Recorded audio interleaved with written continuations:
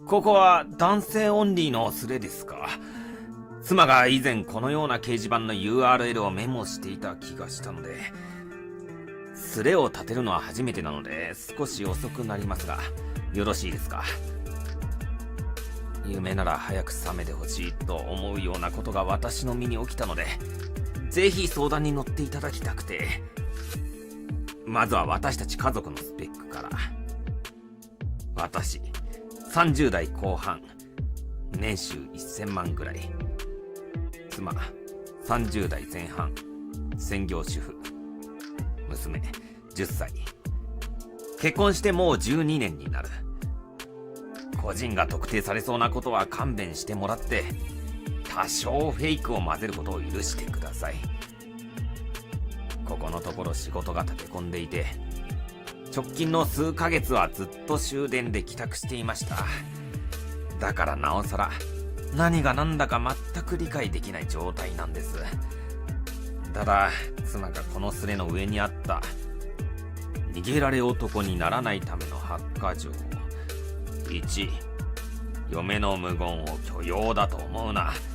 2、怒りを小出しにしないタイプが怒った時は終わりの時。3、自分の親は嫁にとっては他人、むしろお互いに敵同士。4、悪意はないを絶対に免罪符にするな。5、嫁の愚痴は貴重な情報収集の場だと思え。6、産前産後の嫁は野生動物、手厚く保護しろ。7、終わったこと、済んだことと思っているのは夫だけ。8、釣った魚にも餌は必要。やらないと愛が餓死する。これに似たような言葉を口にしてきたことがあったなと思い出しました。この発火状は一般的によく知られていることなのでしょうか。私は大して気に留めていなかったのですが、実は本日自宅に着くと妻が突然書き置きを残し、子供と一緒にいなくなっていました。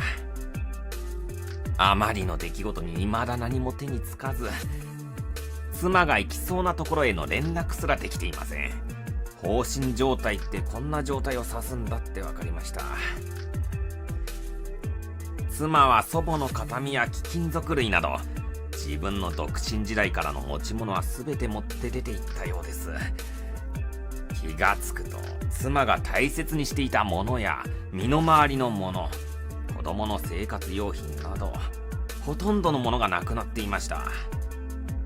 そして書き置きにはこのようなことが書かれていました。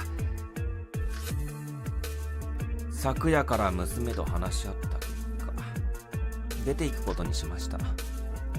実家の母には心配しないよう連絡はしましたが、行き先は告げていません。母を脅して何か情報を引き出そうとしても、母は何も知らないので無駄ですよ。それにあなたが何か言ってきたら全て録音するように言ってあります。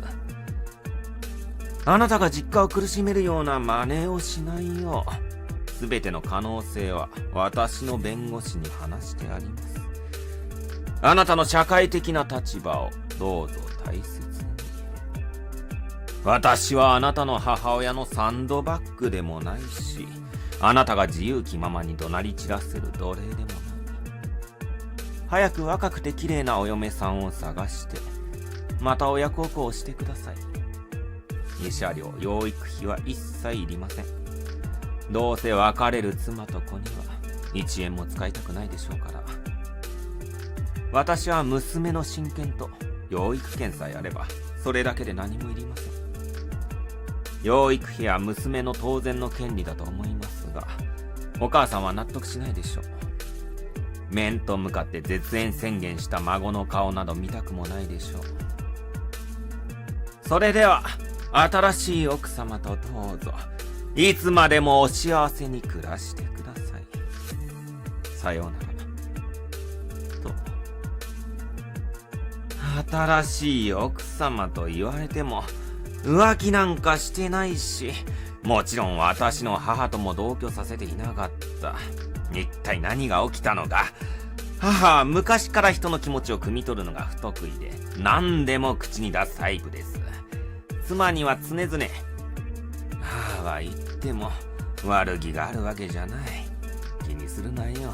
とフォローしていました。一度それでも夫婦喧嘩になったことがありますが、最終的に妻は、私が悪かったわ。ごめんなさい。と反省していたし、娘が最近私の母に生意気な口を聞くようになったので、年長者に対して失礼な口を聞くな、としつけることはありました。でもさすがに出て行かれるような心当たりはありません。娘が母と口を聞かなくなったのは1年前からで、そのことで母はしょっちゅう私の携帯に電話をしてきました。自宅に電話してもナンバーディスプレイで避けられるようでどうにもならないと。それでどうしても妻からの電話が欲しいと家にいろいろ送ってみても梨のつぶてでどうにもならないと。私も忙しい時に限って母から電話をされるので、つい妻にいい加減にしてくれと怒鳴ったりしたことはありました。でもそれだけで DV に該当するのでしょうか。すみませんが、先ほどからあれとか家庭版とか言われていますが、どういう意味ですか？全くわからないので。あからさまな DV って何ですか？私は暴力なんか振るったことはありません。私が異常なんでしょうか。妻と子のために寝ずに仕事して、妻と子の望むことなら何でも叶えてきました。年老いた母をいたわることがそんなに異常でしょうか。娘は、おばあちゃんはママにひどい意地悪ばかりするから、もう顔も見たくないし、できれば早くピーでくれないかな、と言っていたことがありました。早く死ねと言われて怒らないわけないでしょう。私が見る限り、嫁いびりというようなものはなかったんですよ。妻が何かブツブツ言っていたことはありますが、お前は被害妄想じゃないのかと言ったら納得して謝ってきましたからね。娘には多分、妻が相当母の悪口や中傷を吹き込んでいるに違いありません。私のことだって何と言われているかわかりません。親バカかもしれませんが、娘はとても利発な子です。そのうち真実に気づいてくれると思います。先ほどからわからない言葉がたくさん出てきていますが、家庭版とか踊るとかって何ですか？妻のことを指しているんですか？妻は連絡を待っている年寄りを無視し、母を無視するためにわざわざナンバーディスプレイを入れて、母がどんなに何を送っても無視し続けてきたんです。なんだかこの掲示板では何も解決の糸口は見つかりそうもないですね。場所を移動させていただきます。いびりいびりと先ほどから言われている方がいますが、母は当たり前のことを言っていただけですよ。もともと妻は掃除が不得意だったし、なぜか洗濯に異常に時間をかけるのですが、そのことについて注意をしたり、娘のゲームについて注意をしたくらいで、そんなドラマみたいなことはなかったはずです。それに、モラハラとか DV とかいう言葉を簡単に使うのは良くないことだと思います。かえって問題を大きくさせることになると思います。母も人間です。間違ったことも言うでしょう。でも年寄りです。追い先短いのです。いちいち腹を立てずに多少のことには目をつぶるのが家族ではないでしょうか。以前妻に、あなたの親は私にとっては他人、私には家族じゃないと言われたことがあります。妻とその後口論になりましたが、最終的に自分の非を認めました。その考えは間違っていると妻だって認めたんです。釣りって嘘のことですか？これが嘘や作り話ならどんなにいいか。所詮妻が忽然と消えてしまった経験がない人にはわからないでしょうね。ここって困っている人をいじめる掲示板だったんですね。私はあなた方の生贄じゃありません。